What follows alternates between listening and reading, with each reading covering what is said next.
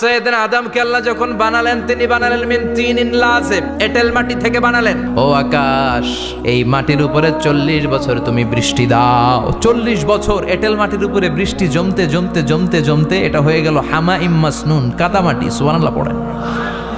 কাদামাটি থেকে গেল 40 বছর। কাদামাটি থেকে আল্লাহ সৈয়দনা আদম আলাইহিস সালামের ডাইস বানালেন। তারপরে আল্লাহ সূর্যরে বললেন, ইয়া শামসু হাররিকি আলাইহি 40 ইয়াউমা। ও সূর্য, এবার আদমের কায়ার উপরে, মূর্তির উপরে তুমি 40 বছর সূর্যের আলো দাও। আল্লাহর কোরআন যদি ঠিক মতো পড়া যায়, মানুষের মতো মানুষ বানিয়ে আপনার জান্নাতি বানাবে কে? তার মানে এই কোরআন পড়লে মানুষের মতো মানুষ হওয়া যায়। চিল্লায় বলেন, কি হওয়া যায়? সবাই বলেন, মানুষের মতো মানুষ হতে চান তো সবাই? সবাই চাই। আসুন দেখি মানুষের নামে সূরায় আল্লাহ কি বললেন, পড়েন। আউযু বিল্লাহি মিনাশ শাইতানির রাজিম। বিসমিল্লাহির রহমানির রহিম।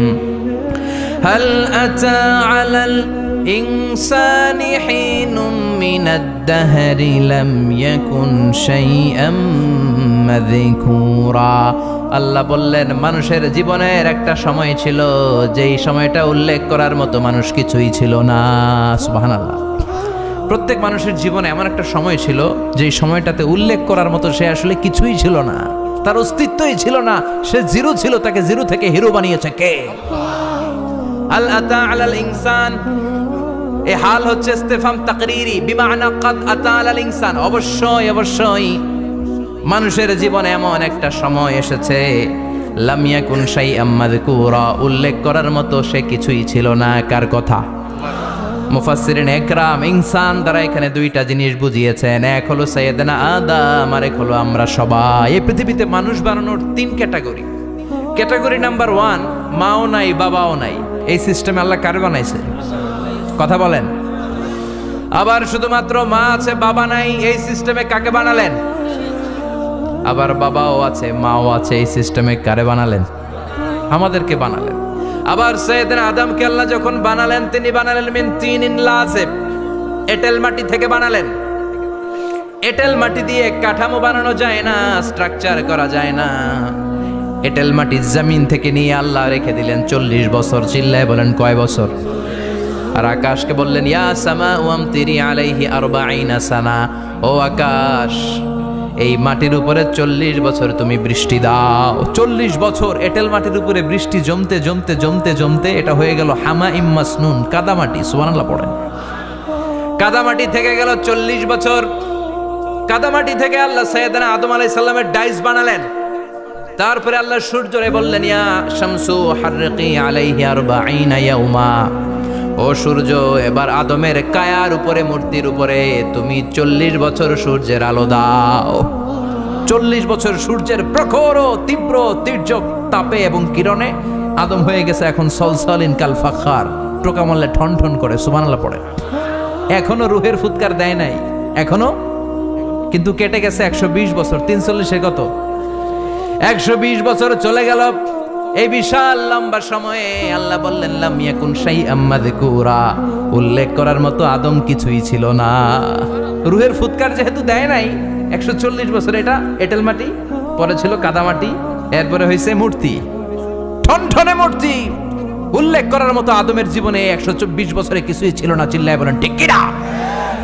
আবার আমরাও যারা সলিমুদ্দি কলিমুদ্দি, আমরাও আমাদের মায়ের পেটের ভেতরে প্রথমে ছিলাম 40 দিন।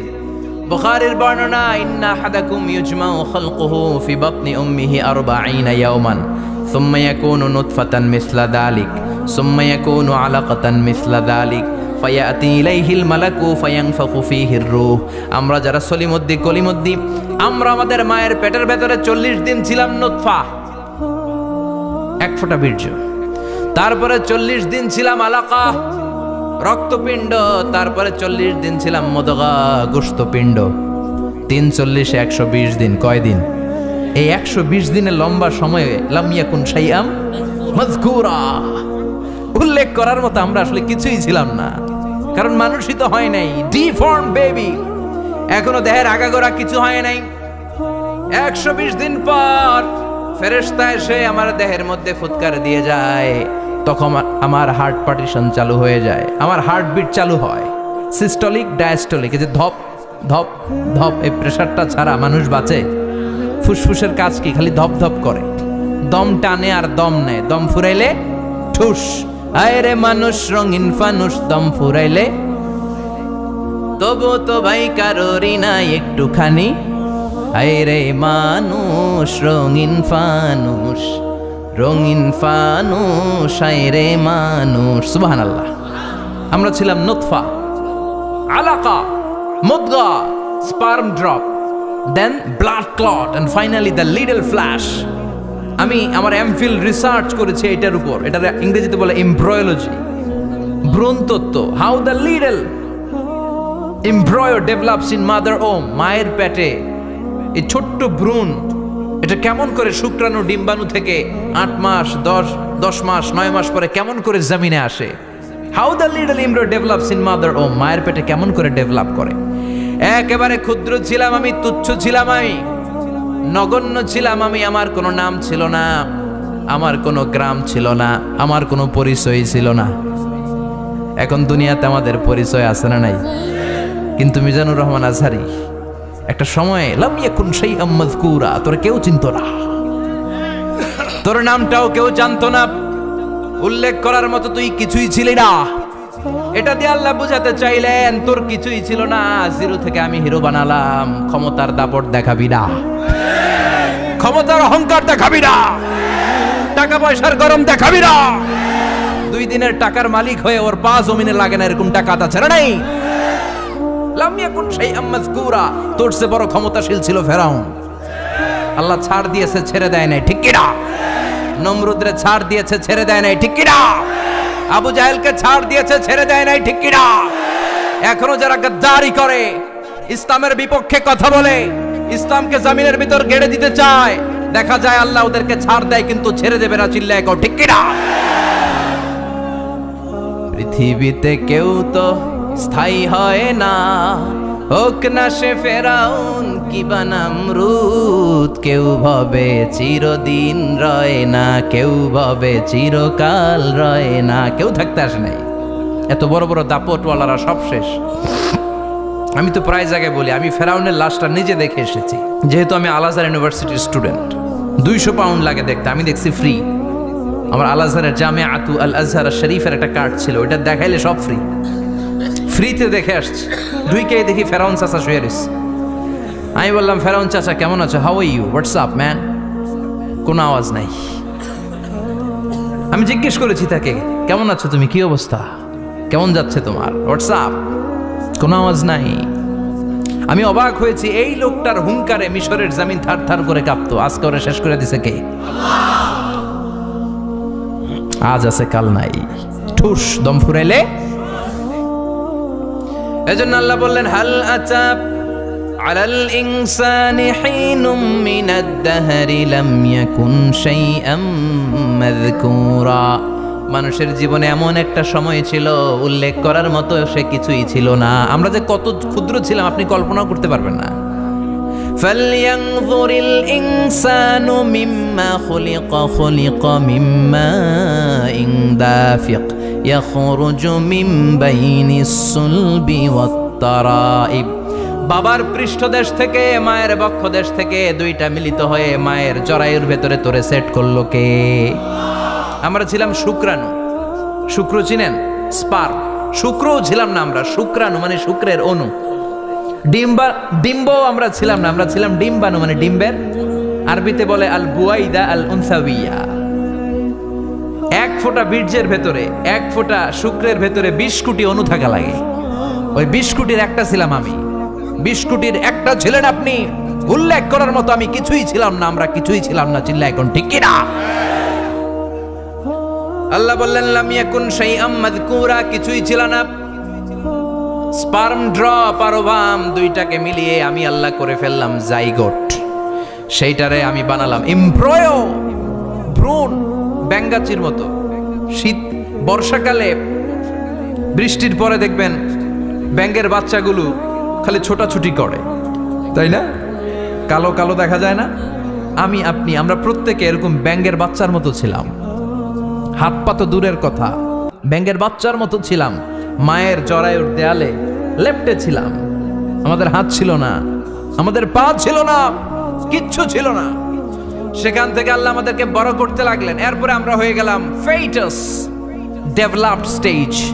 120 দিন পরে আল্লাহ তাআলা আমাদের রুহের ফুৎকার দিলেন, আমার হার্ট দিলেন। 20 দিন পরে আল্লাহ তাআলা আমাদের রুহের ফুৎকার দিলেন, আমার হার্ট দিলেন, আমার লাংস দিলেন, আমার গল ব্লাডার দিলেন, আমার কিডনি দিলেন, আমার লিভার দিলেন, আমার ইন্টেস্টাইন দিলেন। আমার দেহের ভিতরে তিনি রক্ত ঢুকিয়ে দিলেন।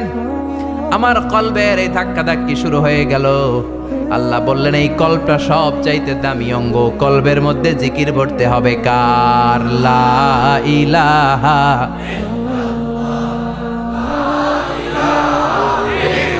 লা ইলাহা ইল্লাল্লাহু মুহাম্মাদুর রাসূলুল্লাহ সাল্লাল্লাহু। কলবের ভেতরে ভরতে হবে আল্লাহর জিকির। অনেকেই কলবের ভেতরে ভরে আয়না, আছে না নাই? আয়না বসাইয়া দে মোর দয়াল বাবা, কেল্লা কাবা আহেনার কারিগর, আয়না বসাইয়া দে মোর। তোর বাবার কলবেই তো আয়না নাই, তোরে কি আয়না দিবে বেটা? বিশ্বনবী কখনো বলেছেন কলবে আয়না বসাতে? বিশ্বনবীর সাহাবারা কলবে বসাতে হবে আল্লাহর জিকির। আলা বিযিক্রিল্লাহি তাতমাইন্নুল। দুনিয়ার কোনো কিছু কলবকে ঠান্ডা করতে পারে না, একমাত্র আল্লাহর জিকির। এজন্য আল্লাহ বললেন হাল আতা আলাল ইনসানি হিনুম মিনাদ দাহরি লাম ইয়াকুন শাইআম মাযকুরা। প্রতিটা মানুষের জীবনে এমন একটা সময় ছিল উল্লেখ করার মতো কিছুই ছিলাম না। এই আয়াতটা যখন ইসলামের প্রথম খলিফা বিশ্বনবীর ডান হাত সাইয়েদনা আবু বকর পড়তেন, তিনি শুধু কান্না করতেন, চোখের পানি ফেলতেন আর বলতেন লাইতাহা তাম্মাত, হায় হায় আমার পুরো জীবন যদি এভাবেই কেটে যেত। লাম ইয়াকুন শাইআম মাযকুরা, মায়ের পেটের ভিতরে যখন ছিলাম, কিছুই যখন ছিলাম না, এরকমই যদি থাকতাম কতই না ভালো হতো। লা নাবতালি ওয়ালা নালিদ, জন্মগ্রহণ করতাম না, পরীক্ষার সম্মুখীন হতাম না, জীবনটা যদি এমনিই কেটে যেত কতই না ভালো হতো।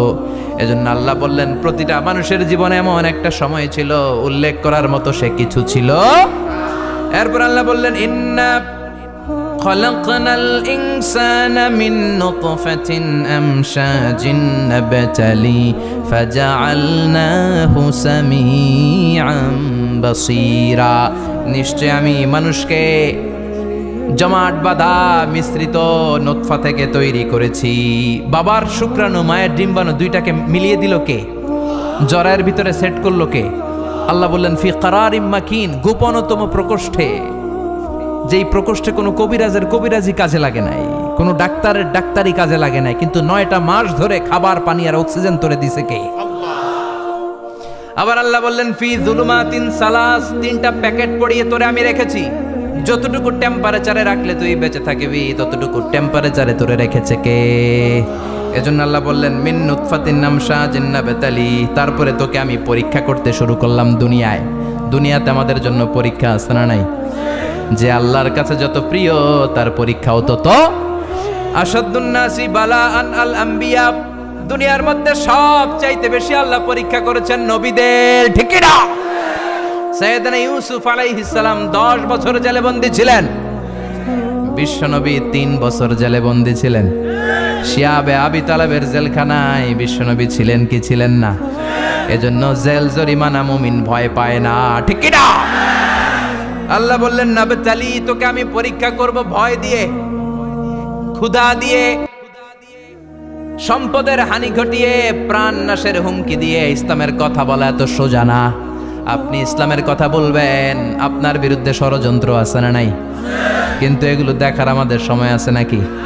আমরা কোরআনের কথা বলেই যাব, কোরআনের শান্তির বাণী বিশ্বব্যাপী আমরা ছড়িয়েই দিব, ঠিক কি না?